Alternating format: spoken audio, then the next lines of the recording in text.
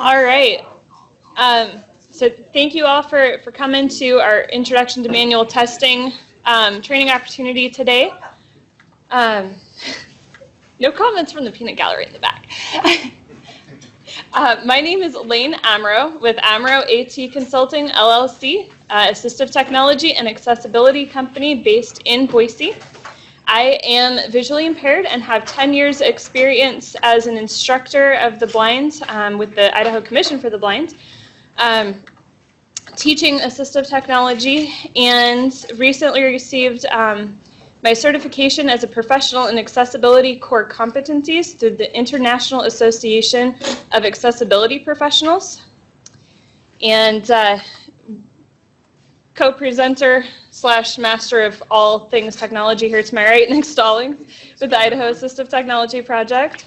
Have him take a bow later because getting this all coordinated has been a little chaotic. So, I've noticed some new folks joining us for this training.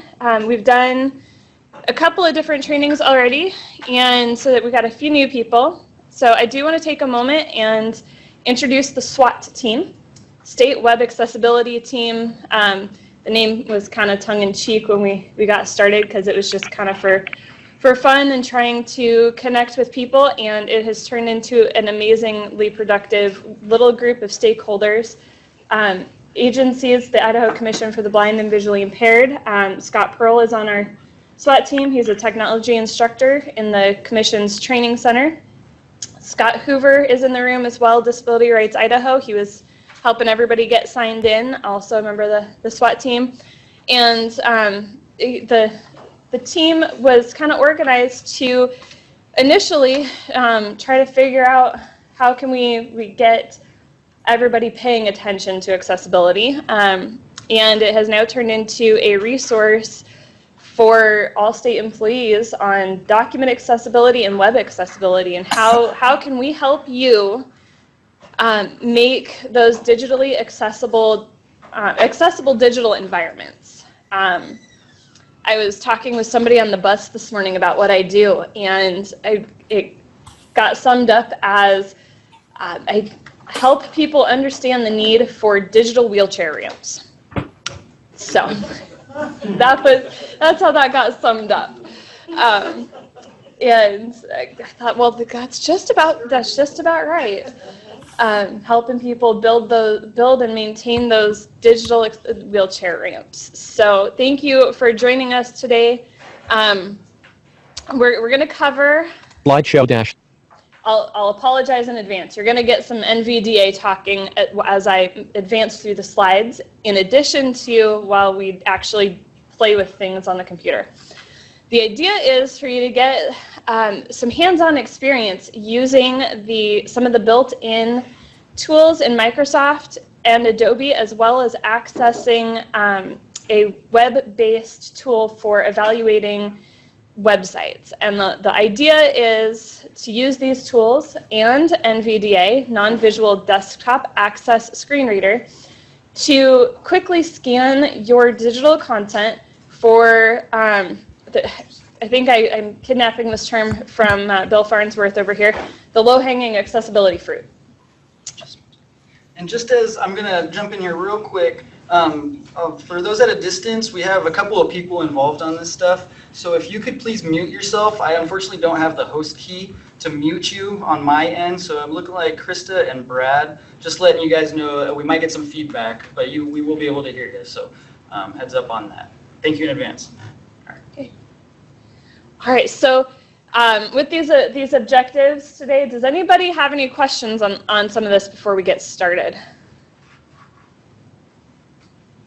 Feel like you have enough background information?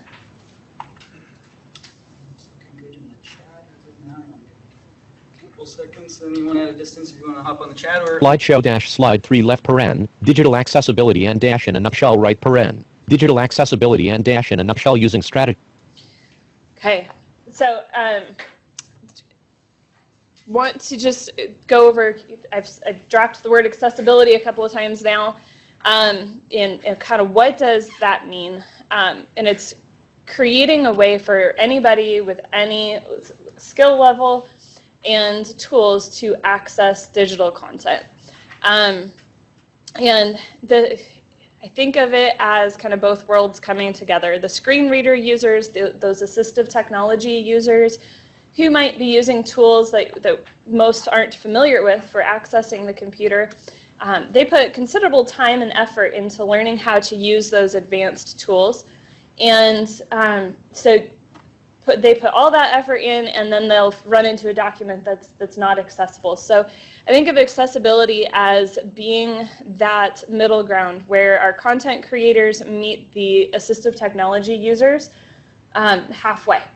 And in doing so, we end up, similar to wheelchair cutouts on sidewalks, we find that those little things that as creators, as the designers, the developers, the architects of this digital content, you find that you accidentally make more accessibility available to everyone, not just that one population it was necessarily designed for. So you may have heard build accessible as a kind of key phrase in the past, and it's that idea of building a building with accessibility in mind, not making wheelchair ramps an afterthought, not trying to build an elevator into the building after the fact, but keeping those things in mind in that creation process. We can do the same thing with digital documents. Slideshow-slide 4 left paren, NVDA and dash. So one of the tools that we will be utilizing today, and some of you may have been able to download this and get it installed, Non-Visual Desktop Access, NVDA, also known as NV Access, is a screen reading technology primarily used by those who are blind or visually impaired. But as we get into one of the documents that we're going to be evaluating, you'll see some statistics that show you it's not just people who are blind using the screen reading technology. And essentially, a screen reader is a software that captures text on the screen and renders that into spoken language or into Braille. It does both, and if a Braille display is connected, I can access it that way. Otherwise, I access the speech. It can be downloaded for free from nvaccess.com. Throughout the process, it does prompt you pretty significantly. They hide the little not now link. They hide that pretty well because they do appreciate the financial support in keeping this rather advanced software growing. But it is available for free. It comes with synthesizers, the piece that actually voices the words. And if you've downloaded it, you've found how horrible eSpeak sounds. I'm not going to demonstrate it. I have purchased an additional software synthesizer called Vocalizer from a company called ATGuys, and it's now available in a few different places, usually about $100 to add this synthesizer on. And for those of you unfamiliar with screen reading technology, $100 for a synthesizer is a lot less expensive than the next competing screen reader, JAWS for Windows, that starts at $995. So at $100, people are pretty excited about that. NVDA is the preferred screen reader in the accessibility world for doing evaluations of digital content, because it's stripped to the bone, basically.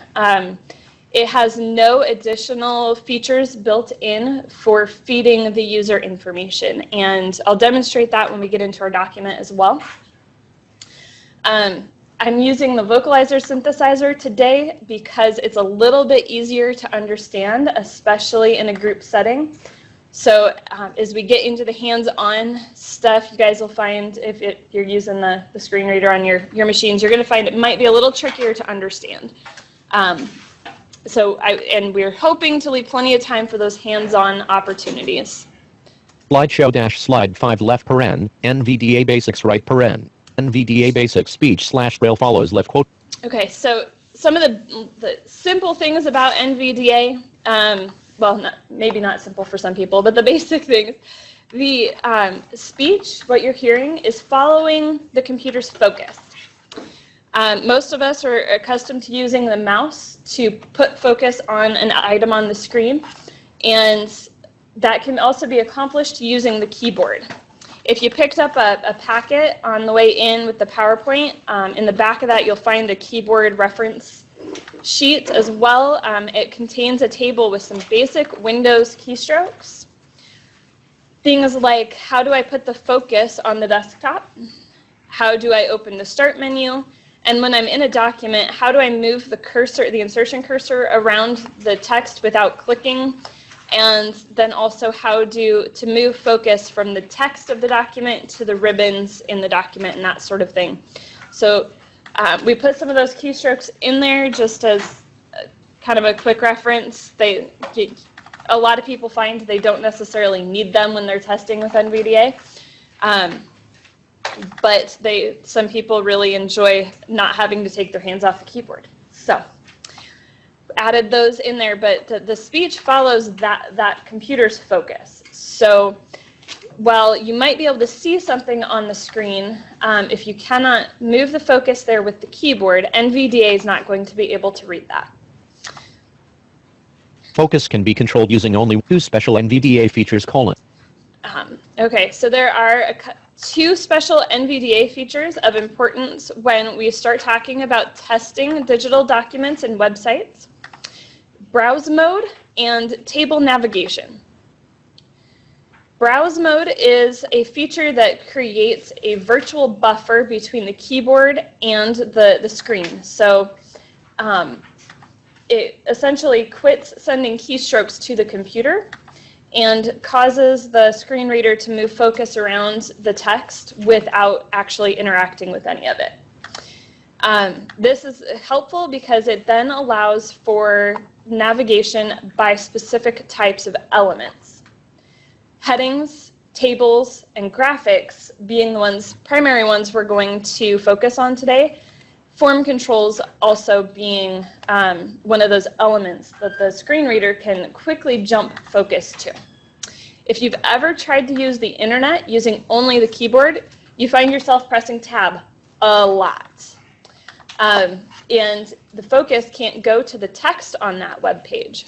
But with a screen reader with a feature like browse mode, the text can be read aloud, and this virtual focus can be placed on things and also move focus quickly to an edit box where you might want to type in information, or in a long document jump to different sections by heading. And the second special NVDA feature is the table navigation. The table navigation keystrokes allow a user to move focus around a table without moving the insertion cursor. And by being able to move up, down, left, and right, the user can gain more contextual information than they could if they just used the arrow key or the tab key to go through that table. I want to stop there because that's a whole lot of information for people who are new to screen readers, and see if there are any questions.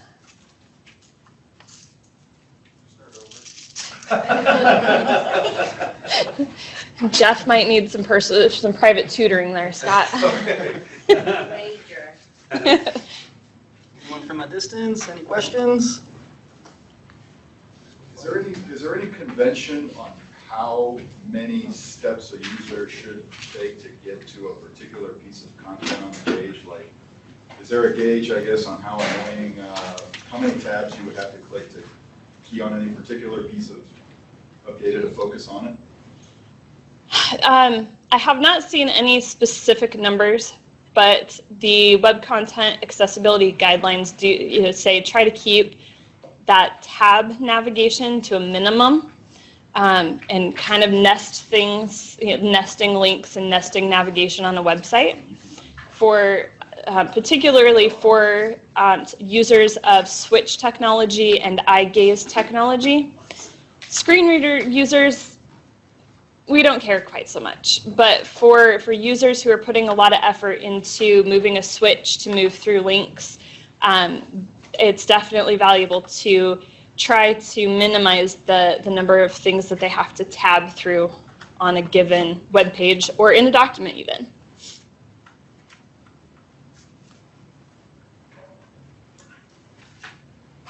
Great question. Any others? Anybody at a distance? Not seeing anyone. Okay. Slideshow-slide 6 left paren, Microsoft Accessibility Checker right paren. Okay. Then we'll dive right into our first tool. I use a phrase a lot. I borrow it from actually a presenter from Adobe, I think probably coined this phrase. Source documents are supreme.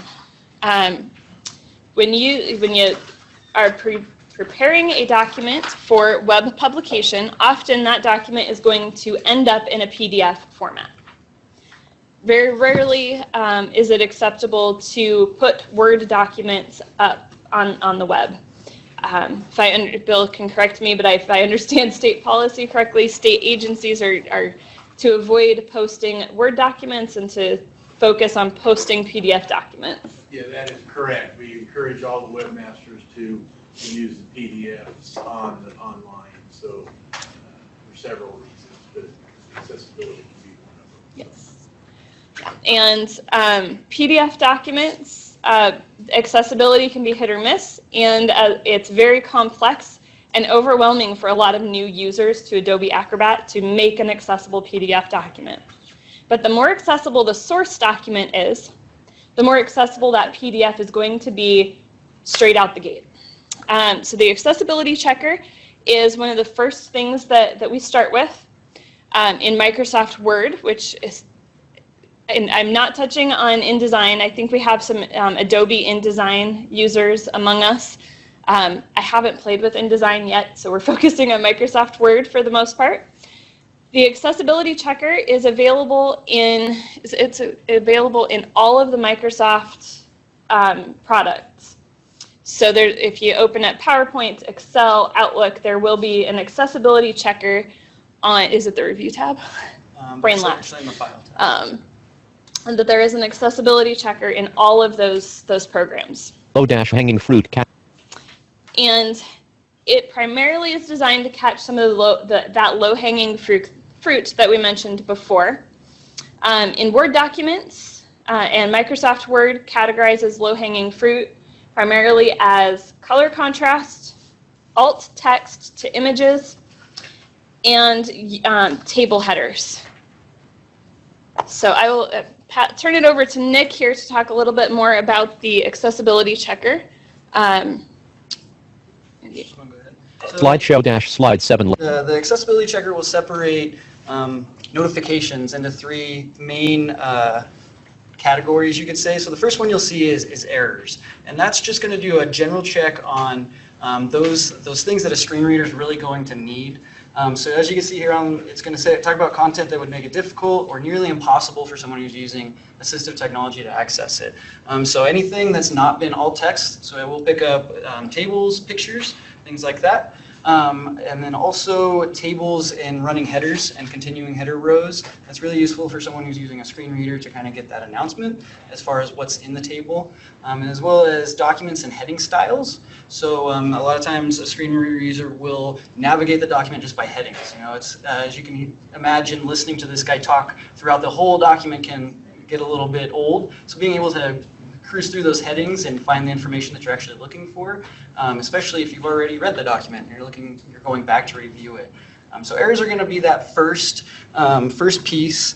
So like I said, alt text based on no alt text added to the pictures. As far as table headings and things like that, you know, just the navigation, and then and headings, navigating through the headings as well. Yeah, and the alt tags too, in the past we've seen that the screen readers sometimes default to the file name if you don't do alt headers.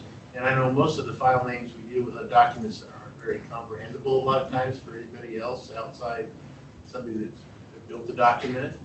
And so it's a way to control what the user, you know, is going to hear instead of letting it default to a maybe non-comprehensible file name anyway. So Exactly. And then there's other times where alt text isn't really even needed, and Microsoft Word will flag those.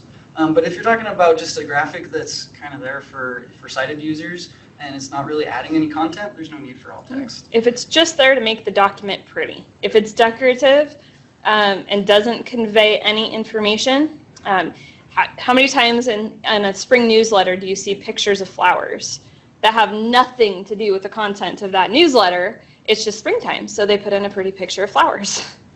As designers, I'm sure you know everyone has their own interpretation of what looks good, right? It doesn't necessarily mean that's going to transfer over to accessibility or easily accessible things. So moving on. Slideshow dash slide 8 left paren, Next thing warnings I'm gonna right. show you are warnings. So that would be content that may be difficult for someone to access, but not necessarily a big deal in that hierarchy. This is the second or the second tier down. They're going to talk about things like meaningful hyperlinks text. A lot of times you don't have to, or you do not have to say link to Google document. You can just say, you can highlight the link, we'll see the blue hyperlink. NVDA will announce that it is a link, and it will read out what the link says. So you can really shorten down. You don't have to have that HTTPS, :/ all that stuff.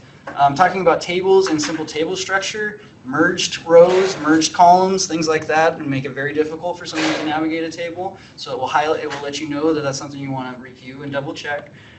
Blank cells for tables, you definitely want to try to avoid those if at all possible. And again, it's hard when you're talking about design, sighted users versus someone who's accessing that using assistive technology. They don't always line up.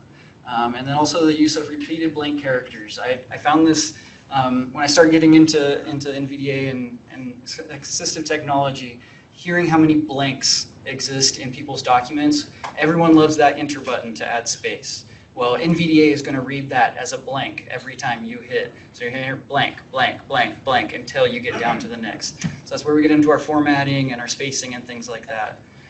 We will review that a little bit with our accessible documents word training. But yeah, if at all possible, and always avoid the use of blank characters, always.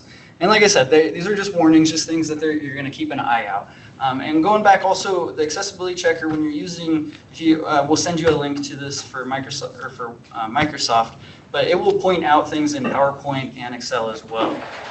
But we're focusing here just on Word, so we're going to Slideshow dash. use that. And the last part is just tips. Just content that is accessible, but it'll probably be better organized. Microsoft is getting really good with AI, and I don't know if anyone's been writing a lot lately with the new 2016 or 360, but it will tell you that it's got weird, word, your sentences are odd, a lot of tips, and then they also have the gold underline that's coming out as well that will help with writing. So we have things like including captions for audio and video. It will just remind you to do that. Layout of the table structures are easy and flow the navigation. We'll touch a little bit about tab order and things like that, but you want to make sure that it makes sense, logically. You want to avoid watermarks, no drafts, things like that. For the most part, those don't go up when they're finished, but definitely don't include those. And then headings that are in correct and logical order, using that first, second, third heading styles that are in Microsoft Word. And it will point those out and kind of give you just things to look at. For me, I really am a big fan of having this done and saying, yeah, you're good, but it will always show you these notifications. It doesn't necessarily mean it's bad, but you're always going to get those, especially as reminders. So it is helpful, but those tips aren't going to necessarily not make it accessible. You ready to show it? Okay. All right, so when we're pulling up our accessibility checker, we're going to go up to the File tab, and this is in 2016. File list. It's Info, going info, to be all. a little bit different for which version you're using and on 360, but it is there. Just down here in the Check for Issues location, you're going to drop that down and check accessibility. Inspect document. Personalizing the document. Not fast enough here, but you can see on the right-hand side here, we have the accessibility checker. So in our personalizing the document experience that we sent out to you, Lane did an excellent job of making this incredibly inaccessible. Yes. And you can see some of the things that it's pointing out from errors and warnings. It, of course, does not have any tips for us, but it will show us down in the bottom the additional information, why you want to fix it, and the steps you want to take to do so. And again, this is, a lot of people are familiar with this, but these are things that you can teach your content creators to make things a lot easier for you when you get this document. And so, like you can see, we have some missing text, we have some repeated blank characters, we have low contrast problems as well, things like that. And it will actually tell you exactly where this is, and you can click through it and find, where the problems are. I don't know, should we? Do you want to show? Question. Do you want to quickly show how to add alt text to that picture? Yeah, definitely. So. And maybe how to change the color contrast. Okay. Should I bring up our other table, or you want to hold off on that? We'll wait on that one. So as far as fixing things, like I said, it will tell you right down here in the bottom. You can, to add alternative text, select the item for this error, opens the sizing and formatting. And you can go to format picture ... And we'll pull up here in the sizing tab is where you're going to find the alt text options. I'll pull up, I apologize, change this layout here. So down in the alt text drop box, a simple description. You do not have to add a title and a description. You can just use the description, works just fine. Especially because it will repeat twice. It gets a little redundant for screen reader users. But pretty straightforward. And like I said, alt text has its own training you could do just about alt texting pictures. As long as you can describe it simply, quickly, and efficiently, it should be okay. Again, you also want to look at other options. That might not be the best way to display that information. It might be great for visual users, but there could be a way you could meet halfway for visual and assistive technology. This particular image is a pie chart that shows, from a recent WebAIM survey, shows how many respondents to this screen reader survey utilize mobile screen readers on tablets and smartphones. And so the alt text might be something along the lines of pie chart showing the number of screen reader users using mobile screen readers. But that doesn't help me as the blind user know how many of those respondents said, yes, we use mobile screen readers, and how many said, no, I don't use mobile screen readers. That just tells me it's a picture. It doesn't give me that data. Personalizing the document, selected /. So this becomes one of those situations where you might have to find a way to share that information twice. Did I put it in here? I think it's under, or maybe I didn't. No. So I'll show you how to create a table to show that same information here in a bit. Can you close the checker? I want the navigation panel open, and that's it. Navigation, okay. Yeah. Toolbar, flag. So as we look at this document, and it might be easier for you to pull it up on your own, but you'll see at the top. Flag. Introduction. Personal. Well, so you may have noticed that there were no warnings, errors, or tips related to headings when we were in that accessibility checker. Yet, does it appear that there are headings? Sort of. You've got a title that is large font and bold. And then if you scroll through the document, there is some text that is bold and a little larger, and it's also italicized. We have two lines like that. One says user experiences, and the other is down before the data begins in this document. And as you scroll through the user experience section, the name of each user that shares their story should be italicized. Those are great visual indicators that a new section of content has begun. But for a screen reader user, I have to use the down arrow key and read line by line through here. I can't quickly jump down to Ricky's story. User. So if I wanted to go to Ricky's story. User experiences. Flag. Alex. Failed a class project. I was working on it. It would have taken. Flag. Matthew. Inaccessible. Who's already looking at Ricky's story? Pretty much everybody. Not quite downloaded. Flag. I'm not yet. Ricky. But there's Ricky's story. My son's school puts out a. So you see, that took quite a bit of effort to get down there. And there are no Personalized. actual headings. How do I know this? Using NVDA, I can turn on my browse mode, which is modifier spacebar. And modifier could be the insert key or the caps key on your keyboard, depending on how it's configured. When NVDA starts, you get a window that has a checkbox for use caps lock as modifier. Most people want to check that. Just throw that out there. So next heading. But once I'm in browse mode, the letter H can move among headings if they are present. So next heading. No next heading. No previous heading. Shift H would go backwards through the hierarchy if there were headings, but it's telling me there are none.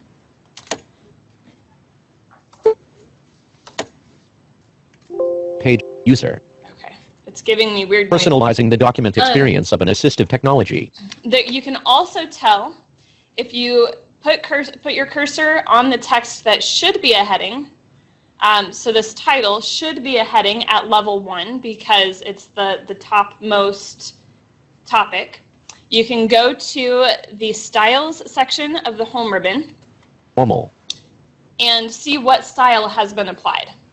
It shows that normal style has been applied. Personalize. So you can do that quickly without a screen reader, but when you glance at it, you're as the designer, a lot of times you're just looking at the text. You're not always looking up at the ribbon to see what those are, because it's more about what that text is going to look like. So some people tell me they don't want to use Microsoft Styles because it doesn't make the text look the way they want it to look. I'm going to show a quick workaround to this.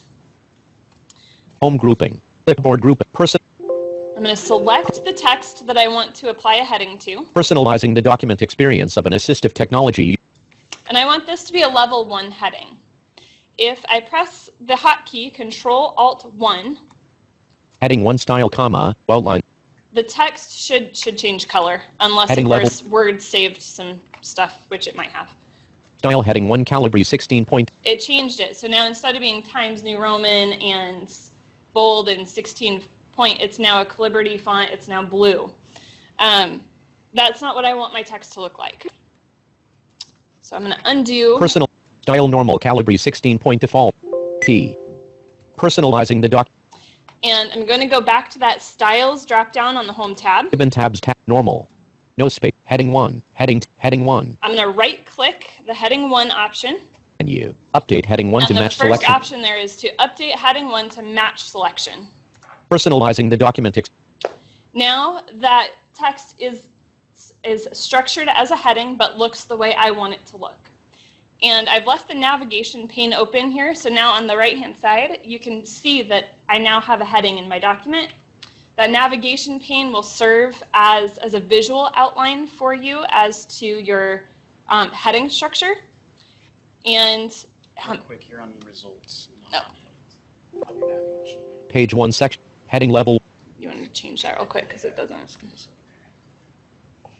There we go. Okay. So that navigation pane, a lot of users of assistive technologies like Switch Control and iGaze, they will use this navigation pane to click on the headings to move down in a document faster as well. It reduces the physical demand on those users, as well as creates a more accessible document for a screen Flag. reader user. User experiences. So my user experiences, this is a secondary topic. I want this to be a level 2 View. heading. User experience. So I'm going to repeat that process of right-clicking the heading 2 style I want. Normal. No space. Heading 1. Heading 2. Menu. Update heading 2 to match select. Update that heading 2 to Personalizing the match. document And now in my navigation panel, you see I have 2 headings, one at a level 1 and the other at a level 2. Page 1 section. Alex. And I'll repeat here for this user's name, because I want this to be a level 3 heading. Alex selected. Alex. Page 1 section 1 failed. Oh. Line feed. Alex. A. Alex selected. Normal. No space. Heading 1. Heading 2. Heading 3. Menu. Update heading 3 to match selection P. Personalizing the doc. All right. Now that I've done this, I can go more quickly through the document Page 1. and apply my different headings. It would have taken maybe blank. Matthew. So Space. Matthew would be a level 3, Matthew selected. Now I can press Control-Alt-3. Redefine style. Oh, Personalizing the document experience dash. assuming that I can find the right keys on my keyboard. Ribbon tabs. Matthew. Space. Matthew selected. Heading 3 style comma, outline level 3. And it automatically applies that Accessible. style. I was working. I sense that. So anybody who has their document pulled up and wants to go through and do this, Blank. now would be a good time to Key. do that, because I need to do it for the rest of this document Ricky. so that I can navigate more quickly. Heading 3 style comma. Section 3 column 1 of 1 blank. By disability type. And you'll notice, I've heard a couple comments, she's not highlighting the text. When I apply the keystroke, I don't have to highlight the text that I want to make a heading. Heading 3 style comma, I outline can level. just press, so you could just click on the text and then press the keystroke, or click the style up in the ribbon. Which disability do you have? Once a style has been updated to match the formatting like I did in those first couple of steps, it holds throughout the document. So if you wanted to change that style, say you wanted your heading 3s to look different in different sections, you would have to apply that text formatting directly to the text in that section. But the update heading changes the text formatting throughout the document for those particular styles.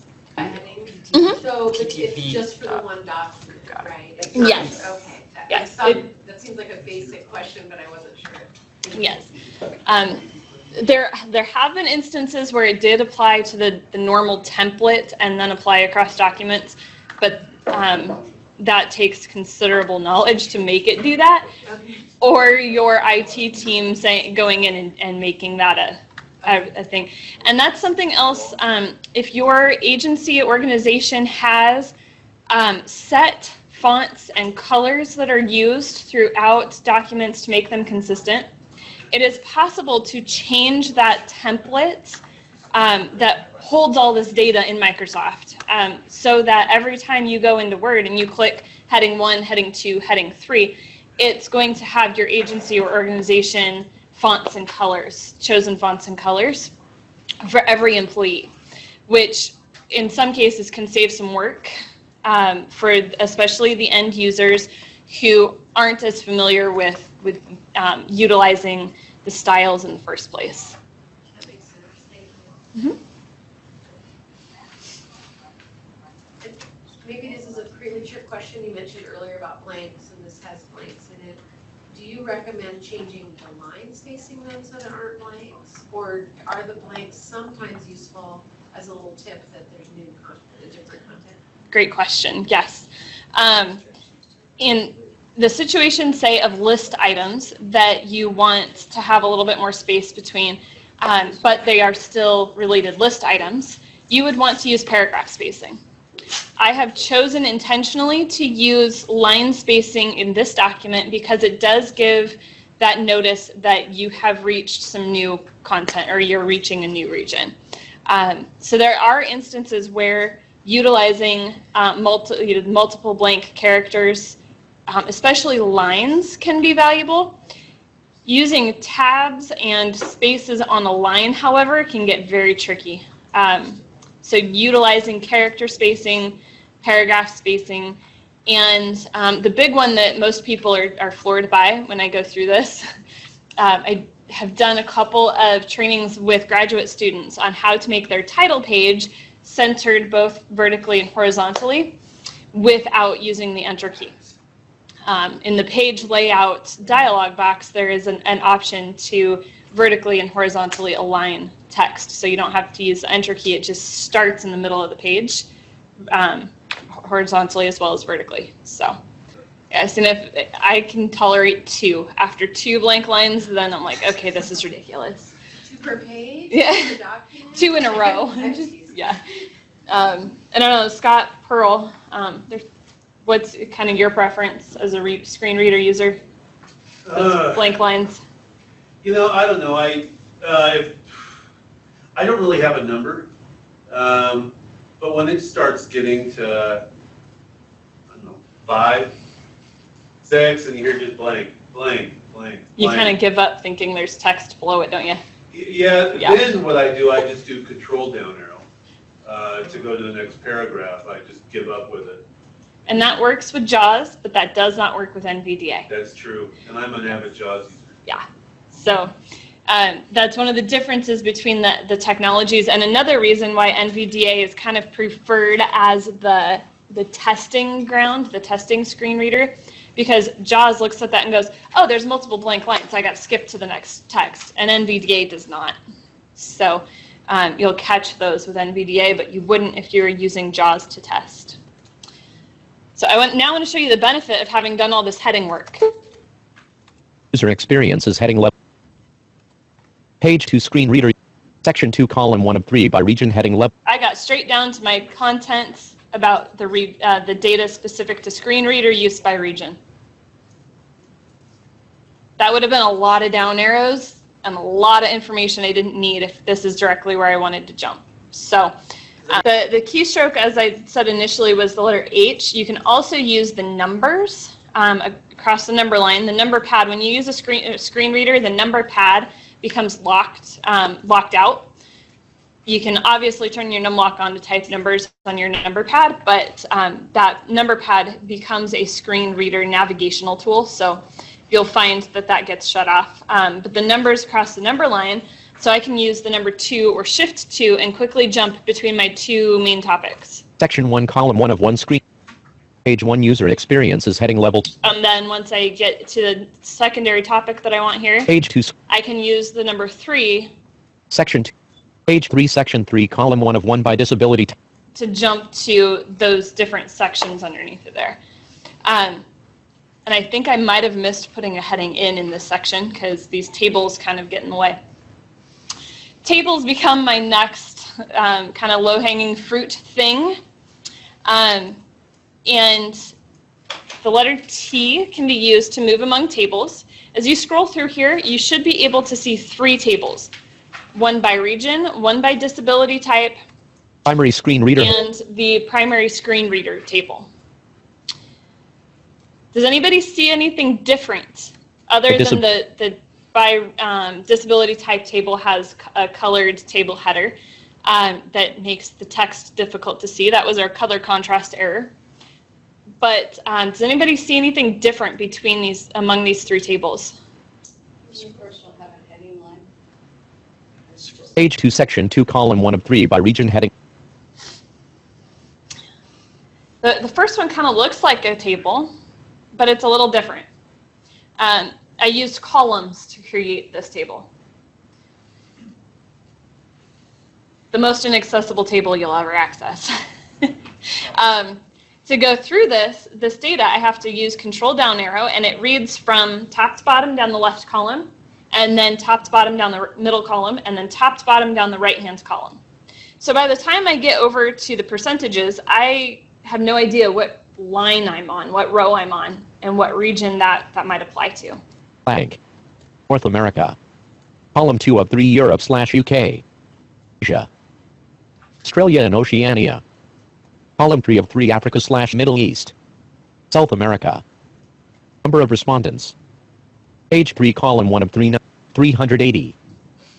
I have no idea.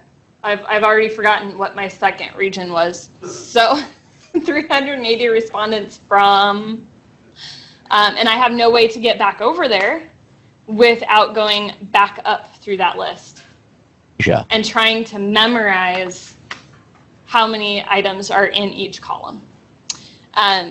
So I would have no table headers. So as I go down that column, say there were 50 items in these columns. South America.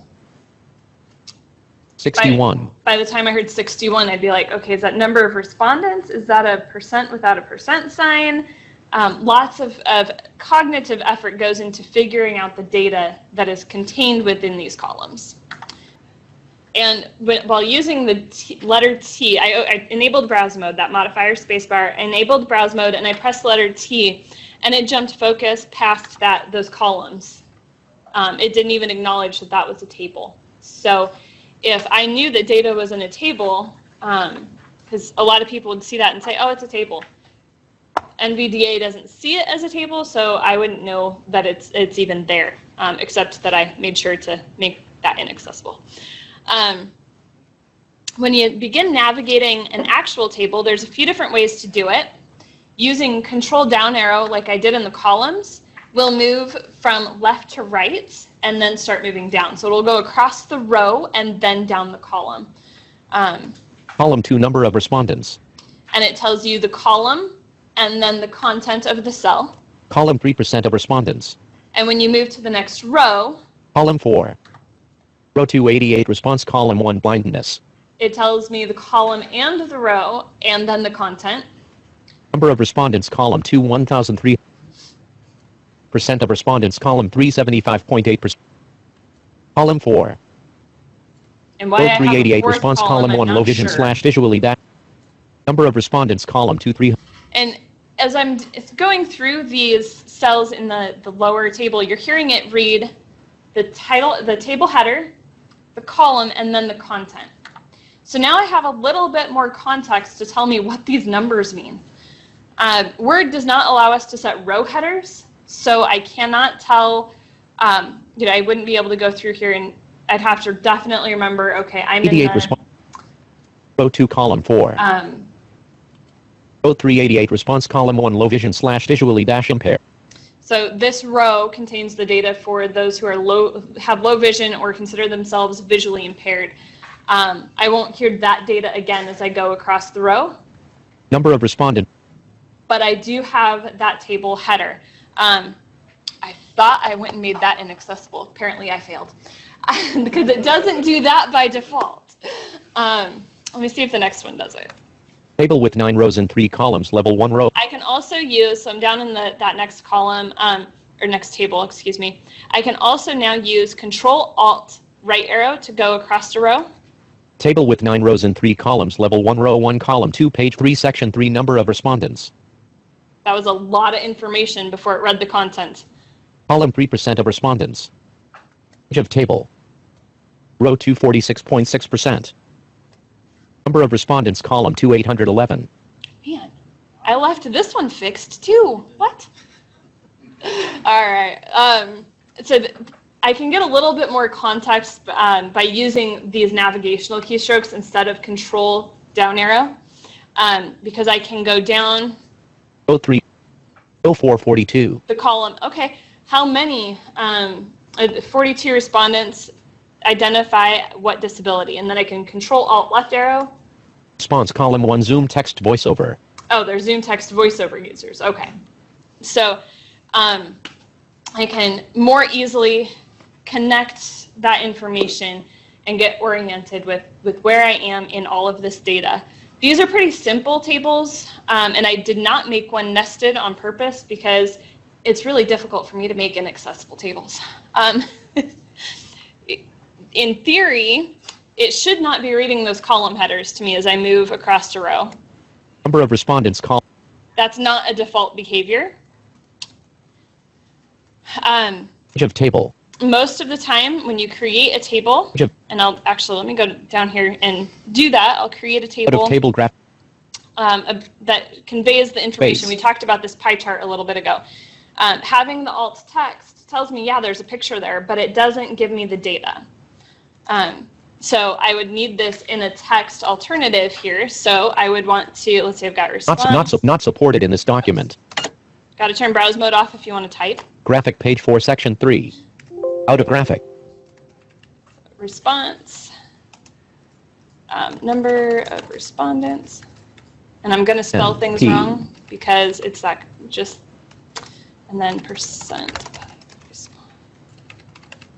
Okay, so I'm going Response, to create comma. my table from text. Ribbon tab. Insert tables grouping. Table A table. Quick Excel spread. Convert text to table. Convert text to table dialog. Auto fit behavior. Fixed column with colon. Rate number of columns colon. Edit all plus C. Selected 3. Okay, and it shows 3 that it's going to create a table with 3 columns because I used commas to separate my values there. Personalizing the document.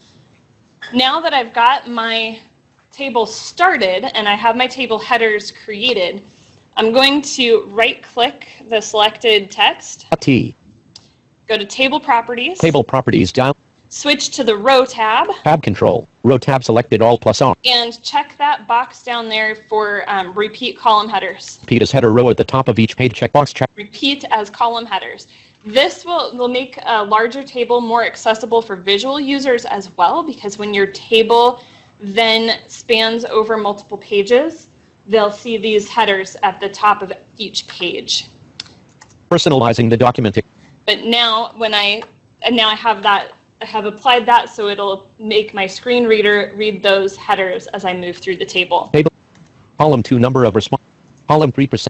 Table with 2 rows and Yes. Was it number of respondents. Column 2. 1, 5, 5, 7?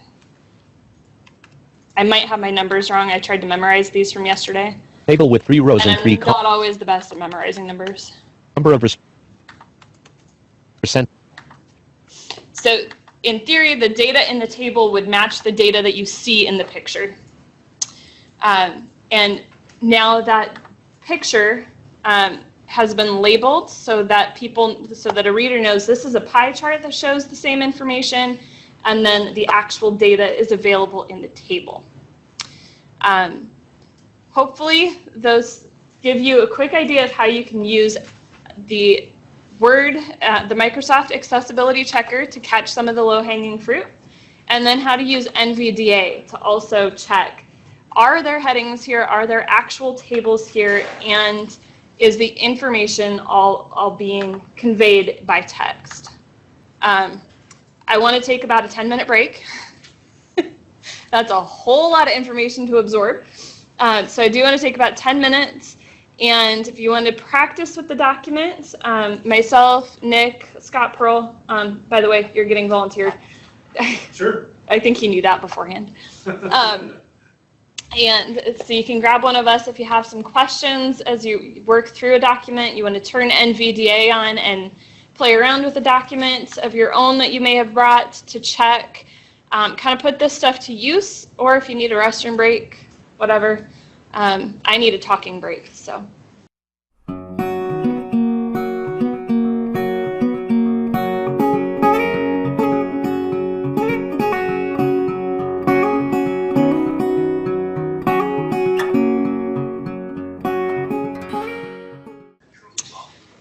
Adobe has an accessibility checker similar to what Microsoft has as an accessibility checker. Adobe prioritizes the low-hanging fruit differently than Microsoft.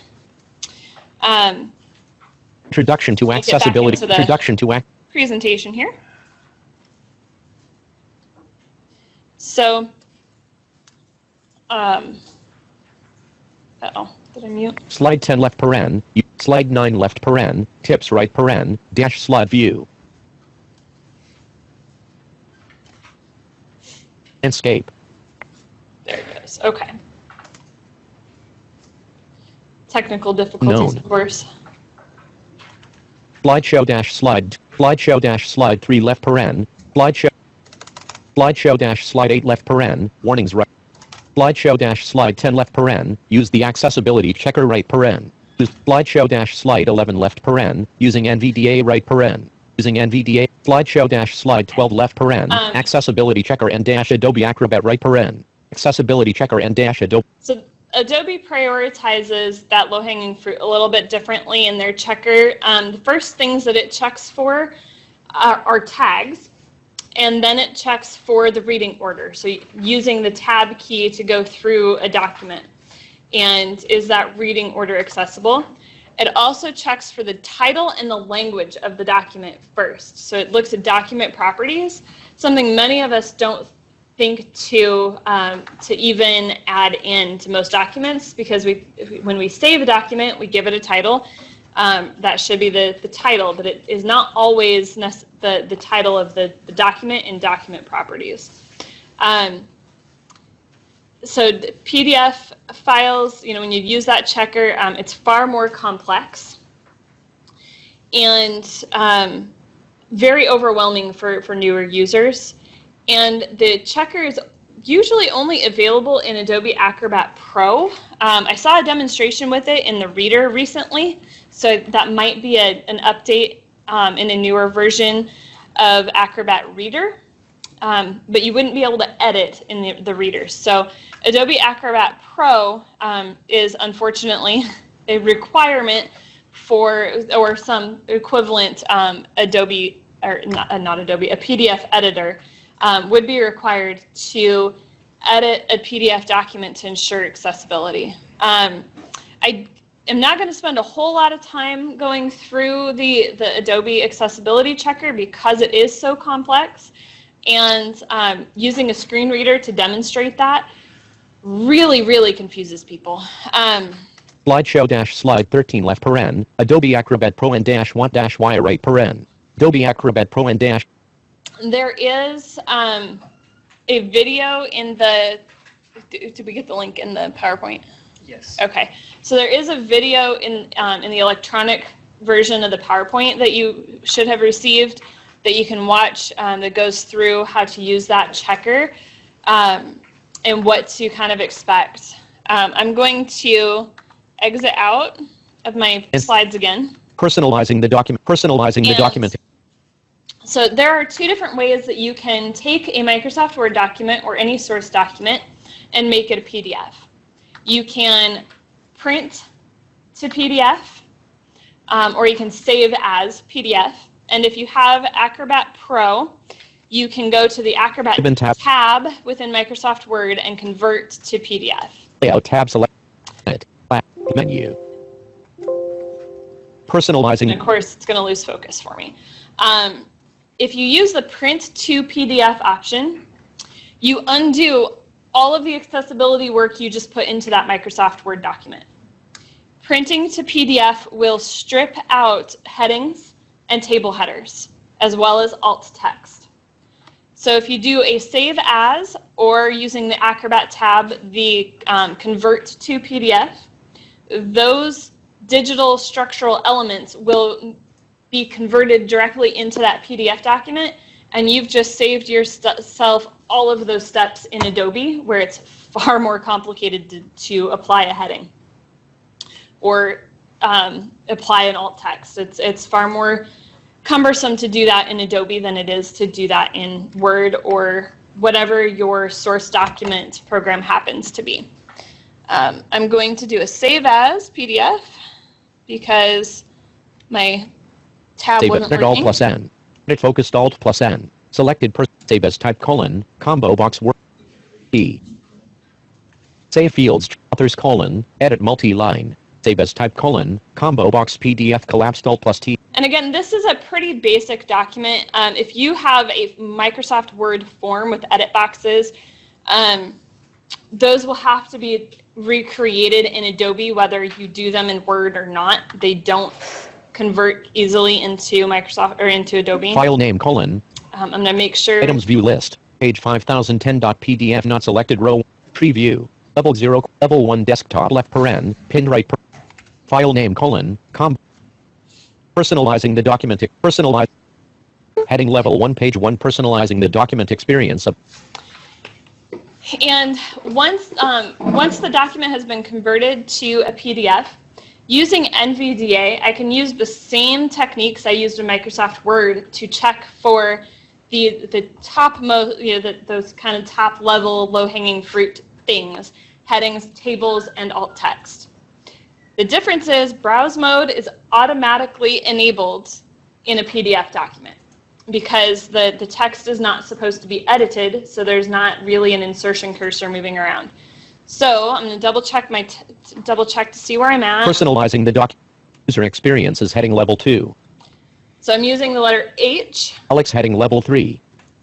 Matthew heading level 3. I'm going to use the number 2, and it's going to jump down to where my data section Page 2 screen reader use heading level 2.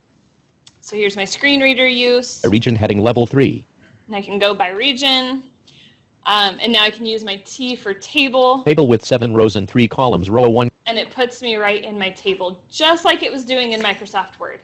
So the strategy for quickly evaluating a PDF document for these 3 particular things, tables, headings, and graphics, will be the same as they were in Microsoft Word. And more often than not, these are, I think, the 3 things that screen reader users in particular pick up on. So when you're looking at a large document going, oh my gosh, where do I start? Just where do I start? It's such an overwhelming question. Those 3 things are really kind of top of the list. I think I could easily toss meaningful link text up there if you've got a link in a document. I've left that out here as well because links in PDF, you need to tag and create in the PDF editor like Acrobat Pro rather than from Microsoft Word. And again, I'm showing how to remediate those in Adobe while I'm using a screen reader just confuses the pants off everybody. So we've decided not to go that route right now. But we have, again, provided some good videos that should give you some tips to get started. Show you here too, we made these tables accessible. So as I navigate using my NVDA table commands, Control-Alt down arrow. Go to blindness. O3 low vision / visually -impaired. Control-Alt right arrow to go across my row. Number of respondents column 2 366. And I heard my header, number of respondents, and then my content. So those headers stuck as well. In a PDF editor, you will also need to go into the tag tree and create row headers in addition to the table headers. But half of your work has been done for you because the source document was accessible to begin with.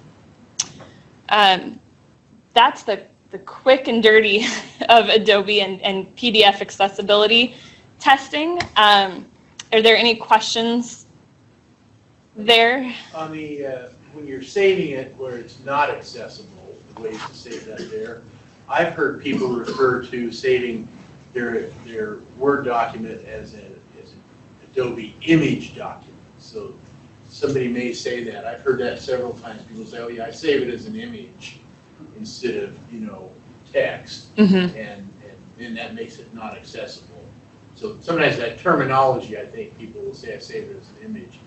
And then I was also going to comment that I know this is all about accessibility, and that's great, but I think for everybody to save them as an accessible document, because a PDF is, if you save it as non-accessible, also is not searchable. And I get like 100 or 200 page link to a document. They say, hey, can you look at this for me and look at this and look at blah, blah, blah in the document? Well, if it's not accessible, it's not searchable. So I can't go, open it up and do a search for a term to look at it. So even if you're general users, this is going to make it much better too, because they can search the document and find things in the document without having to scroll through and just look for stuff. So all the way around, I think it's a good move. Yes, and in those large 200-page documents, if headings are used appropriately in the reader programs that display your PDF, you'll have your heading list, your outline, where you can click the headings to jump through a document more quickly as well. So a lot of these techniques apply to, again, multiple users. Like we talked about the wheelchair cutouts. They're wheelchair cutouts. They're supposed to help people in wheelchairs use the sidewalks. But who uses them with their roller bags? How many parents are in the room? I don't know where I'd be without cutouts for my stroller. So those things became very useful for everyone, not just the specific population that they were initially designed for. So the print to PDF option, it will make accessible text PDFs. I can read the text, but I can't navigate it like I can with these extra accessibility features, the headings and the tables in it. Tables become lists to the screen reader when the print to PDF print to PDF option is used. They aren't structured as tables for the screen reader. They're just one big list. So it's like that column type thing I showed in Word. where it just reads down the left and keeps reading down the middle and down the right, and you have no idea that they're even in rows. So there is a PDF image, and more often than not, that is a situation in which the document was scanned in. It was scanned in and then saved to PDF as an image. It is possible to take a Microsoft Word or InDesign source document and make that an image. But that takes considerable effort. Most people they know about the print to PDF option, and that's usually how it ends up being an inaccessible PDF document. It's text that can be read, but it's not very functional. It's not usable. So, and a PDF editor like Acrobat Pro would allow users, if you scan a source document in as an image, Adobe Acrobat Pro will ask you if you want to run OCR, optical character recognition, and that takes that image and makes it recognizable text. So you have a searchable document, and you have a text-based PDF that can then be remediated with these tags that I have spoke of. We are working on some Adobe trainings and trying to figure out how to best make that happen, because my demonstrating it really confuses people. I find that anytime I demonstrate something with the screen reader running, people get a little overwhelmed because I'm using the keyboard rather than the mouse. So, any other comments or questions about that PDF intro? It's a real quick intro, so.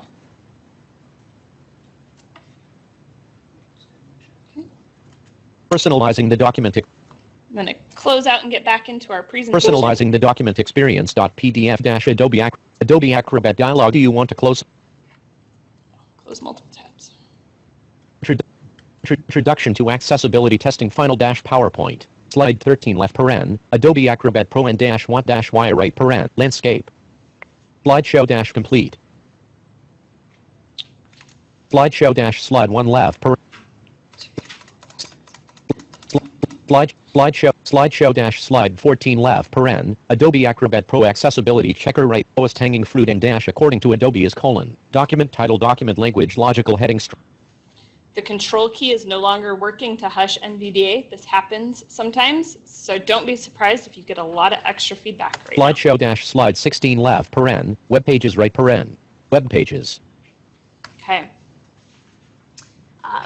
Again, I would encourage you to take a look at that video that we have included in the digital version of the PowerPoint when you get a chance. It does a great job walking through how to evoke the accessibility checker and the quick check of those what Adobe considers to be the lowest hanging fruit in accessibility. So this takes us to websites. Documents are only one piece of information that you're going to find on a website, and if your document is accessible, that's great, but if the links and other sites used to get to those documents can't be accessed, they can't get to the prize at the end of the tunnel there, they can't get to the accessible document. Slideshow-slide 17 left paren. I tend to use a combination of some automatic tools for testing as well as manual tools for testing. Automated tools, there's a whole list of 63 different tools, some paid, some by subscription, and some that are free through the Web Accessibility Initiative. Accessibility Developer Tools by Google. But there are add-ons for different browsers. Both Firefox and Chrome have accessibility add-ons that will do some accessibility checking. WebAIM, Web Accessibility in Mind, a nonprofit associated with the Center for Human Development down in Utah, has created a free website checker. I usually use that to check a specific URL. Illinois State University has the Functional Accessibility Evaluator, and don't let the name fool you. It's not that functional. It's great if you need quantitative data to show numbers. It's fantastic. If you actually need to figure out what's wrong and how to fix it, it's kind of complex. So depending on your purpose, if you're trying to show numbers, it can be a great tool. And then there's like I said, there's a whole list of 60 plus different tools that are available to automate the process of checking websites for accessibility. With websites, I add meaningful link text as one of my top tier low-hanging fruit things to check for. And I'll show you why in a minute, but click here doesn't mean much. Just Slideshow throw that slide out 18 left, paren. How do I choose question right, paren? Like I said, there's 63 different checkers out there. Some are as basic as a quick website check, like the Wave tool that I'll show you here shortly. But some are seriously complex. They will use spiders and dig into forms, complete forms, to make sure they're accessible, that the error tolerance is appropriate, all kinds of stuff. So how do I choose what's right for me, for my organization? And there's so many different factors that you have to look at. So you pick those that are most important to you. How many people are going to be using it and what's their skill level? Those are the things I think of first when I'm looking at what automated tool to use. Your basic content creator who's just dumping things into a content management system like WordPress, they're going to be incredibly overwhelmed by a tool like the Access Oz or those available through Deek Systems and the Pace Yellow group, because they are incredibly complex checkers. So kind of keeping in mind the ability of the end user. The Web Accessibility Initiative has a kind of a priority list that they use, kind of a matrix that they use to help people make that decision about what they need. And that can be a great tool to reference. I have chosen the WebAIM Wave checker for a variety of reasons. The contrast checker in that one being one of the top reasons. The contrast checker in that tool is very easy to use. I also really like how they break down the errors, the warnings, and the tips on the page, and they explain why the whole who would be affected, why it's important, and how to fix it. And you can do that on a page-by-page basis. That can give you a good starting point. If you have a particular page on your site that is heavily trafficked, you can toss that URL into this checker and quickly see the accessibility issues on that page. And more often than not, because we're using templates or we're using the same tools across each page, if you fix the problem on this main page that's accessed a lot, it often is quickly changed throughout the rest of your site with no extra work. So Consider : Slideshow slide 19 left, paren. Wave by WebAIM right, paren. Wave by WebAIM wave.webaim.org picture screenshot. okay. Nick was nice enough to put alt text on my images in my PowerPoint here. So you are hearing that alt text of what this picture is. The website for the Wave checker is wave.webaim.org. And we're going to have some technical challenges as I switch out of here and into Landscape. Google. Folder view list. Google Chrome 14 of address in search. Facebook. WebAIM.org. Selected wave.webaim.org. Wave web accessibility. And I forgot to sign out of my browser, so you might hear Facebook notifications as we move through this. I apologize. Navigation landmark list with Okay, so main landmark WebAIM visited link. I quickly jumped to this web aim visited link by pressing the letter V using NVDA. So when NVDA encounters a web page, browse mode is automatically enabled. I can now use the letters on the keyboard to move among the elements here. So I'm going to put focus back at the top of the page. Navigation landmark. Next heading. And it tells me there's no headings on this page. I'm going to press the letter E for edit boxes. Main landmark, web page address, edit invalid entry, web page address, web. And it's telling me web page address edit. So this is where I can type in the URL of the page that I want to check. Make sure I spelled that right. Web page address, edit focused invalid entry, web page address. v.idaho.gov. Wave report. Navigation Website. landmark. Shout out to the Commission for the Blind here. Yes. So it's as simple as putting in that URL and pressing enter. And now I have a full report of the accessibility issues that might be present on this webpage. There are different tabs here, the overview, the details tab, they all give you slightly different information. Next checkbox. Web page address. Edit invalid entry, summary heading level 2. So I used H, again, like I said, I was able to move focus down here with that letter H to move around the screen. Wave has detected the following : list with 6 items, 2 errors. So it says that this home page for the Commission for the Blind has 2 errors. Alerts. 8 features. 7 structural elements. 0 HTML5 and ARIA.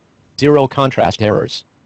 No Out of contrast list heading errors. level 3 panel. And so it goes right down through there and it tells you where the errors are. List with 3 items, details : a listing of all the If I go to the Details tab, which is a little trickier for me with a screen reader. panel options heading level 3.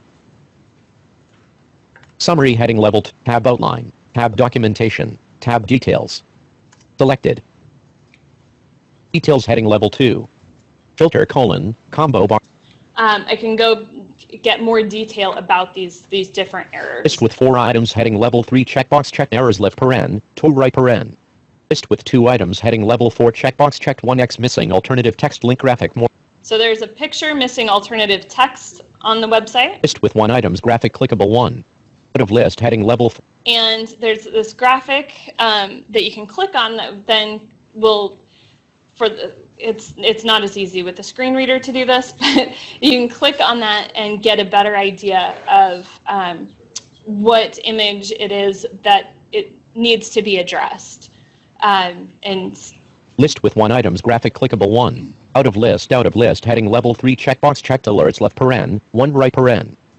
List with 1 items heading level 4 checkbox checked 1x very small text link graphic more.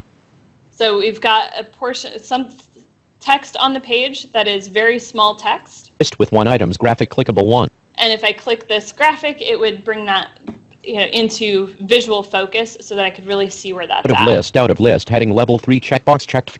List with 3 items heading level 4 checkbox check 4x alternative text link graphic more information. List with 4 items graphic clickable 1 graph. Tab control. Details tab selected 2. Details head filter : list with 4. List with 2 items 1x missing alternative text checkbox checked heading level 4. More information graphic link heading level. And then there's these more information links. Tab control. Documentation tab selected. And it takes you to the documentation tab and it explains the what and the why here. Tab outline. Heading level 2 documentation. Errors. Missing alternative text. Heading level 3 what it means. Image alternative text is not present. Heading level 3 why it matters. Each image must have an alt attribute.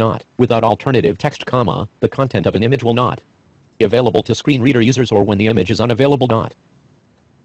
And images may be unavailable for mobile users or in the parts of our state where people are still on dial-up, because it still happens.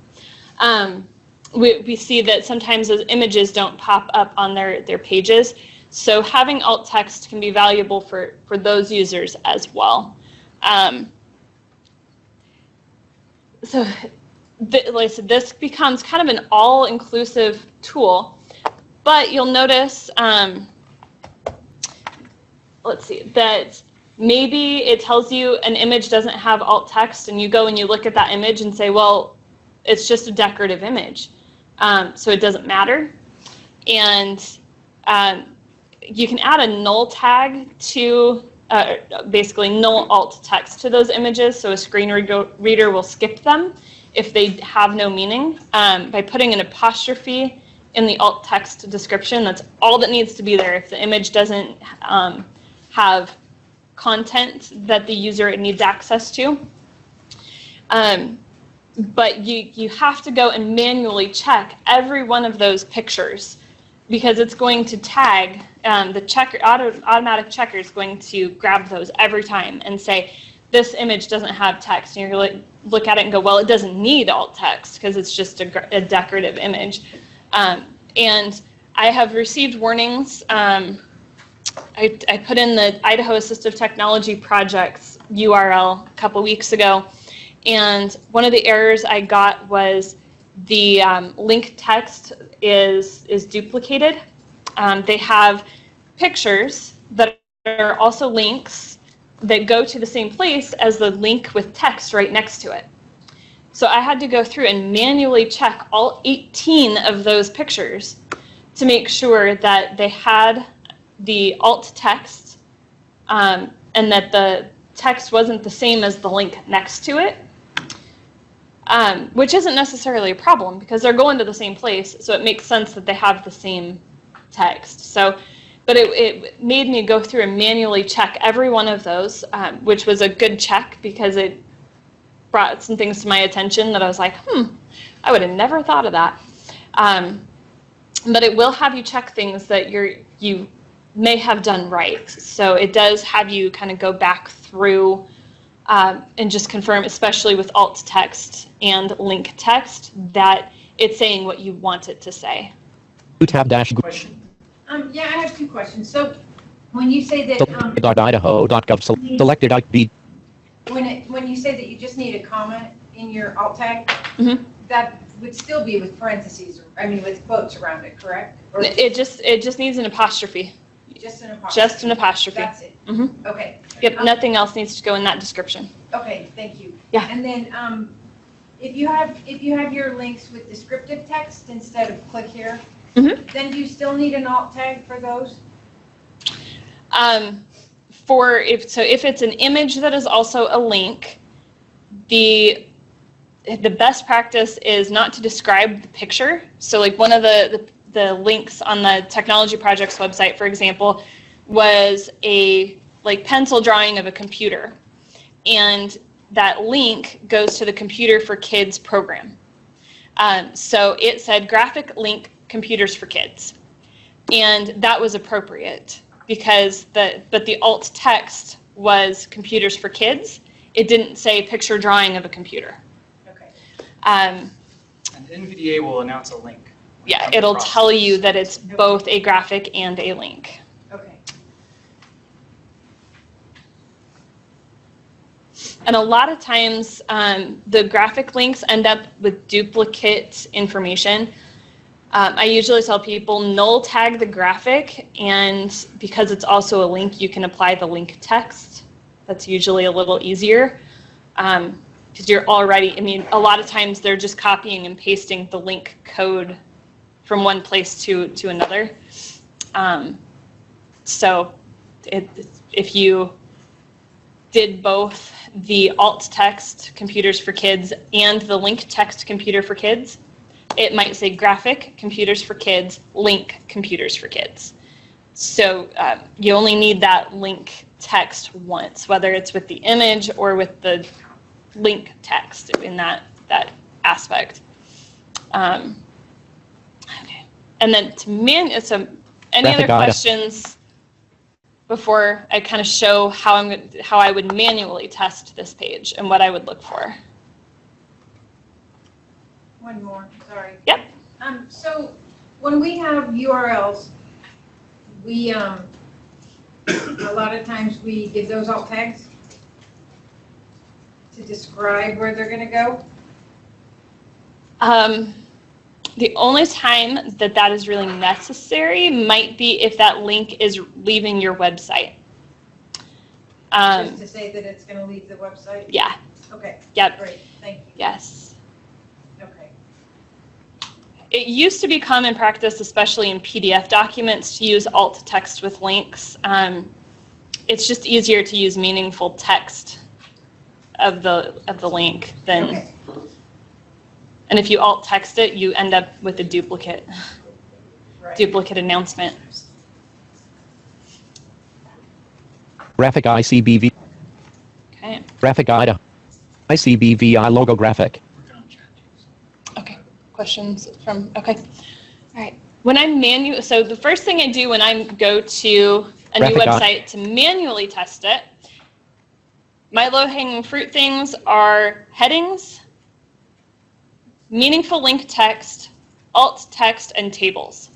Those are the first 4 things I look for anytime I go to a website. So browse mode is automatically enabled, so I can use my first letter navigation to move around the screen. So first thing I do is headings. So I'm at the top of the page and I press the letter H. Vocational Rehabilitation Services link. VR services may help you if you are experiencing a vision problem that is preventing you from getting a job or may be the cause of you losing a job.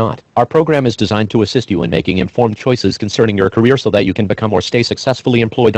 School-to-work transition left paren, for ages 15 plus right paren, link in order to help blind and visually impaired young people to become self-sufficient adults, We offer specialized programs which emphasize preparing students in the transition process from secondary to post-secondary or work experience. Beginning at the age of 15, a VR counselor can begin work. That's all still considered a heading. All of that. So I'm going to go H again. Independent Living Services link. ICBVI provides specially designed services for people of all ages who are experiencing vision loss.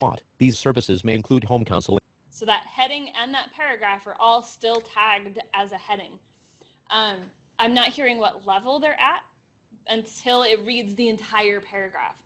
So in this particular case, the initial text, say like independent living, that's the name of the program, would be a heading, but then you'd want the rest of that to be tagged as a paragraph. If you were looking at this as an outline and you saw the heading and that whole paragraph, it wouldn't, as an outline, wouldn't make a whole lot of sense. So cognitively, this is a bit of a challenge. The heading structure appears properly, but it was a good thing to manually check because I didn't see headings as a problem in the automatic checker, the wave checker. And they're probably structurally they're in the right order as far as topics go in that outline level. But that's a whole lot of information to listen to when I'm just trying to get an overview or an outline of the page by reviewing these headings. Sight Restoration Services link to preserve, stabilize or restore vision, Low vision clinic link. A low vision evaluation may be performed by an optometrist at the ICBVI low vision clinic or by an instructor in the home. Hey, look at that. NVDA says ICBVI instead of ICFI. Some screen readers will read acronyms as they are pronounced. So I sometimes slip myself and say ICFI instead of ICBVI. But that has been known to happen. So there was a quick check, though, where the automatic checker didn't grab something that it could have and that could improve the usability of Graphic Idaho. I'm going to look at graphics real quick because I saw that as a problem in the automated checker. So I'm going to press the letter G. ICBVI logo graphic. Okay, so that picture, that graphic has the alt text ICBVI logo. Rhine Bridge, Twin Falls, Idaho graphic. That one has the alt text Perrine Bridge. Facebook link graphic link. Okay, link to Facebook. America's Job Center graphic. Picture with, and these are links as well. State of Idaho graphic link. State of Idaho graphic. Next graphic. So the automated checker. Want to see that real quick? So it skipped over Idaho Commission for the Blind, so it's all one piece, and then dropped down to the Facebook down on the left-hand side as well. So that order was another piece. Yeah, the order can be important as well. Yeah. So it's saying that every graphic has text associated, but the automated tool said there was a picture without alt text. In this case, it's because a lot of these graphics are also links. So as I went through them, I heard text. America's Job Center graphic. That one is just a graphic, and it's a logo of the American Job Center. Facebook link graphic link. There's the Facebook graphic link. So at least one of these links, the picture doesn't have alt text, but the link has text. So it's filling that gap. As we've kind of talked about alt text a minute ago, it's filling that gap. So even though the picture doesn't have alt text, the user still knows where it's going because the link has that text that says where it's going. So there's not a problem here, other than I would go in and back in the automated checker, I'd go to that graphic and I would null tag that. I'd put the apostrophe in the description field so that that error doesn't throw up, because there really isn't a graphic problem. Flag. All of them have some sort of text. It's just done in the link, not in the alt text description. Graphic on. And then I don't believe there's any tables on this page to play with. Next table. Nope. T was my table command. It said there's no next table, so I don't have to, on this particular page, I don't have to check to make sure that it has column headers and row headers. But the last thing I would do, well, as far as low-hanging fruit, is my meaningful text, link text. Screen readers allow users to populate all of the links in the page into one place. Elements list dialog. Tree view. Level 0 into this dialog box where now I can navigate these links by the first letter of whatever it is I'm looking for. So I know there's a staff listing link, so I can use the letter S. Staff listing semi. Visited And it for jumps straight there instead of having to arrow through all of these links.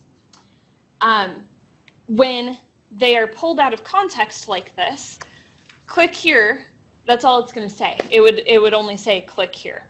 I'd have none of the paragraph context to tell me where that link is going to go. ICBVI Board 5 of 24 Level 0. Jobs with ICBVI 6 of 24 Level 0. And I think on the home page, these are all meaningful. Idaho statutes for ICBVI 7 of 24 Level 0. Go to the board report page. Yeah, I will. ICBVI admin rules 8 of 24. But so all of these links, I know where they're going to go. This one's going to take me to ICBVI rules. Vending location opportunity. That one's going to take me to the listing of vending opportunities. ICBVI plans / manuals 10 of 24. That one's going to take me to the plans and manuals. So I know where these links are going to take me. Peer support group large print / other websites 13. Facebook link. Other ICB State of Idaho 6. Vocational rehabilitation school - work trend assessment and training business enterprise program 20 of independent living services 20. Site restorations low vision clinic 23 of 24. The ICBVI store 24 of 24 level 0. So every one of those links is meaningful to me. I know where I'm going to land. Instructions on homepage, administrate, staff listing, ICBVI Board 5 of 20, Idaho Commission for the Blind and Visually Impaired - Google Chrome row 1 column 1, Idaho Commission for the Blind and Visually Impaired document, graphic. So I can go through my manual checks again for headings. The next heading. There's no headings on this page. So finding that main content where you see content in the middle of the page, I don't really have an easy way to get there. The next radio button, not supported in this document. There are some other ways that I could get there, but they don't appear to be working either. So I'm going to have to down arrow to get down into this Graphic content. ICBV. The next table. There's no tables. I'm going to go and do some links and see. These are strategies that screen reader users use to get an overview to find content quickly. Elements lit. But they're Instructions on how to also- change the view of this website. 1 of 30 level 0. They are also great manual testing strategies to see if you missed something. Homepage 2 of 30 level 0. Okay, so that link will take me to the homepage. Administrator 3 of 30 level 0. Staff listing semi. ICBVI board semi. Jobs with ICB Idaho. ICB vending location up. ICBVI plan / peer support groups large print / other websites 3. Facebook link. Other ICBV State of Idaho. Click this link for the agenda. 17 of 30 level 0. At edhoy.edu 18 of 30 level 0. Ika Gibson at boysestate.edu 19 of 30 level 0. Oskneeder at hotmail.sue.walker at libraries.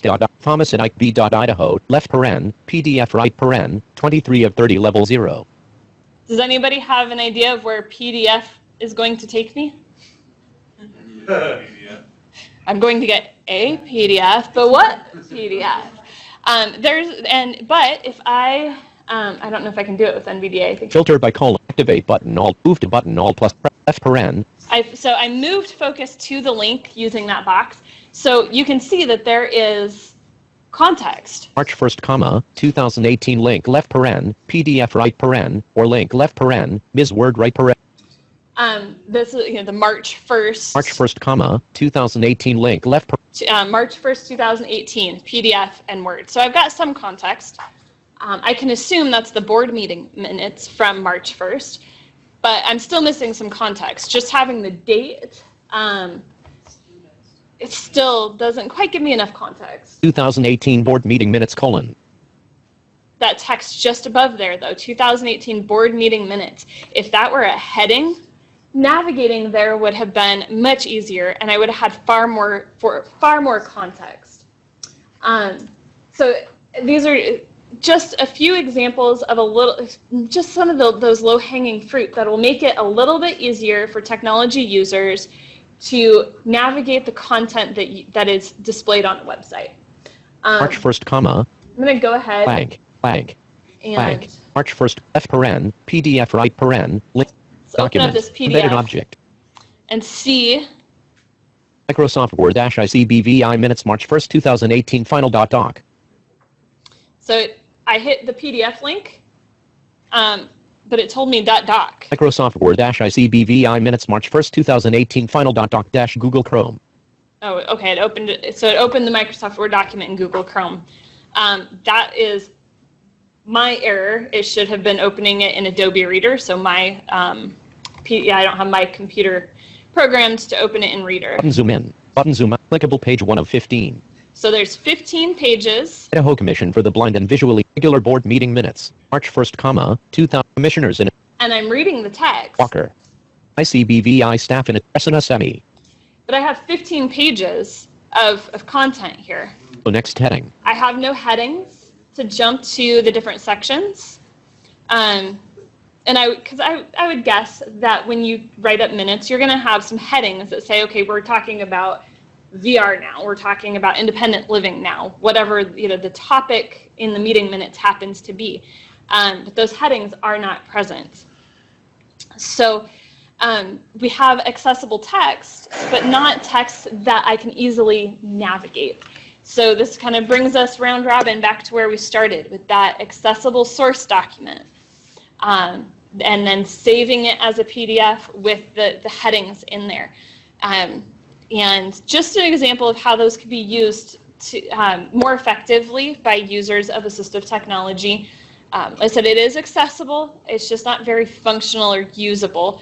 I know by scrolling through here with the mouse, I'd be able to see those different topics throughout the meeting notes and visually be able to skip to the section that was most meaningful to me as a reader, where the screen reader user might not. Now I've got to read through all 15 pages to find the topic that I was most interested in reading about.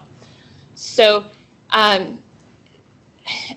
the headings, graphics, tables, and link text are the top things to look for when you're checking your website.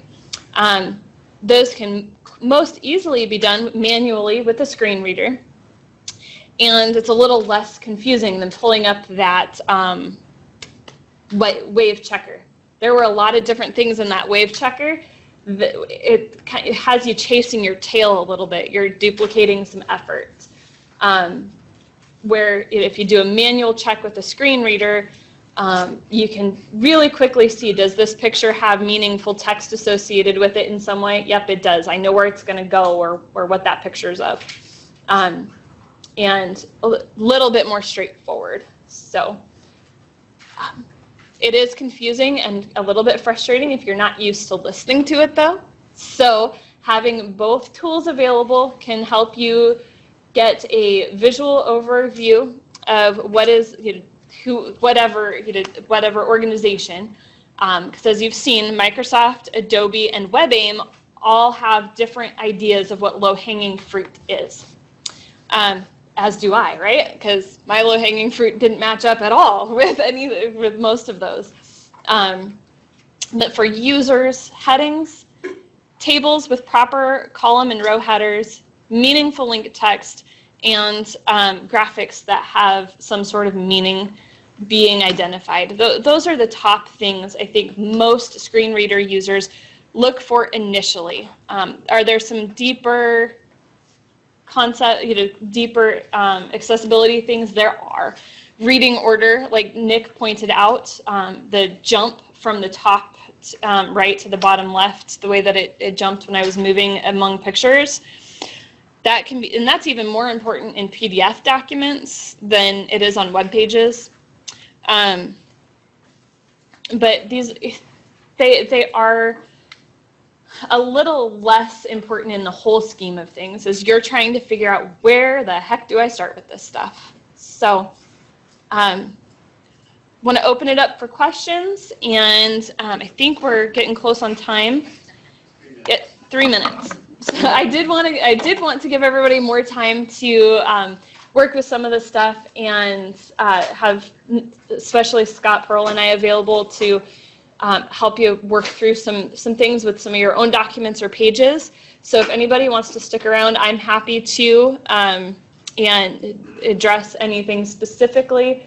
So it's just more user stuff. But I have a couple questions. Yes. On the ICBVI website, when you go to, maybe it's staff listing or somewhere, it might be staff listing. Desktop, Google When you Chrome go 14 of to- 20. Yes. I think it's Colleen's email. Mhm. I can click to email Colleen. Well, if I'm not mistaken, I remember her email is 3 separate links. And it was kind of a pain. It was very confusing going in the links list dialog because you might have Colleen, one link, and then Krumke, another link, and it split the whole thing into 3 links. And I don't know how that would be done. I don't know if you know, or why that would be done, why they would split one link into 3. But it was confusing, to say the least. Yeah, I'm not, without going in and looking at the code, it might be a line, like a spacing thing, a visual. They spaced it out on 3 lines for some reason. Okay. I'm not sure. And I also got confused on the headings because sometimes Idaho. on this, they have like Selected a up. paragraph, and every single line seems to be a new heading. Every line on some places. And it was annoying. When you're pressing H to go through headings, you're going to the next line and the next line. And I'm not sure either how or why that was done. I don't know. I guess I don't understand HTML enough to know why that would be done. Say the code on this is not written well with a lot of H. Like on that first page, that whole paragraph is being posed in an H1 rather than just the title being an H1 and then going to a paragraph. So like as someone who writes HTML looking at it and then saying it's not written very well. No, Okay. it almost, Curtis and I were talking about that, it almost looks like it's a holdover from front page. Like it was designed in front page and then somebody's now stripped out a lot of the front page elements and tried to force the look and feel still. But because everything's being coded with style 1, style 2, style 3, style 4, style 5, style 23. And it's all the styles are Which is also not- in line on the page. Thank you, because I So don't, it's- as a blind user, I don't like going to ICBVI's website. It's ironic. It's really, I think it's ironic. It is ironic. That's Yep. exactly what I Yes. was thinking, that this code is written so poorly. Yeah, and I have discussed this with the webmaster there, and a lot of it is the content management system that they started with and that they haven't financially been able to update. Right, so it's not the fault of any one user. These are by any stretch. It's just in the current situation, it's not something that they can fix at the moment. I know they're working on it. So They are. and I know they're working on it. I know it matters. But this is just one of those examples where you kind of go, whoa. And a lot of times, content creators utilize HTML styles based on how the text appears. So I use this style, and oh, I really like the way this looks as my topic 1, and I really like the way this one looks as my topic 2, but they used heading 6 style for their 1, and their heading 4 style for their topic 2 instead of so, and that's starting to change with many creators using like the Access Idaho templates for state web pages. That stuff is defined for them in CSS instead of HTML. And they have a little bit more flexibility in how they can make those things look. So this is just kind of a holdover from another time in how we were using HTML. So. And obviously, if people find problems with state websites, no matter what agency or whatever, you can obviously contact them directly, like I said, it sounds like you've been doing here on this one. But if you're not sure, you're welcome to contact me, and I can get that information of something they need to fix to the appropriate agency. Just act as a conduit to get that there. So, because I deal with almost all the agencies. So, if you find something that's wrong or isn't, to be corrected or be better, let them know or let me know, and we'll let them know. Because most of the webmasters want to do a good job. Elements. It's just that it's Staff. a challenge. I see. And a lot of these pages have been out here for 110 years in the internet. Yeah. And it just needs to be corrected. So I'll be glad to work with that, or not to volunteer Abe or Phil here in our office too, but they would be glad to notify the agencies as well. Yeah. And the remediation of these things on websites will be different based on the content management system being used, or whether the designer, the developer is straight coding it rather than using a management system. So that's part of the reason we didn't go into too much remediation on the website side of it as we did in documents, because that'll vary considerably, depending on the tools that you're using. So. And how you add alt text varies from content management system to content management system. So I did want to point out on the staff listing page of ICBVI, this is another page that can be tricky to navigate. Next heading. There's no headings. You can see headings for the different programs with the names underneath of them as you scroll down, but the screen reader doesn't see them. So finding an individual person. Fortunately, I know all the staff, and I probably have their emails memorized. But if I didn't, I'd have to at least know their name to be able to do a find on the page to locate their information. And that's just one of those navigation things. How can I get there more efficiently? And I could tab 300 times or whatever to find email addresses if I wanted to, but it's just one. Like I said, it's another example of it looks great, but those little structural pieces are missing to meet the technology user where at that halfway point. So.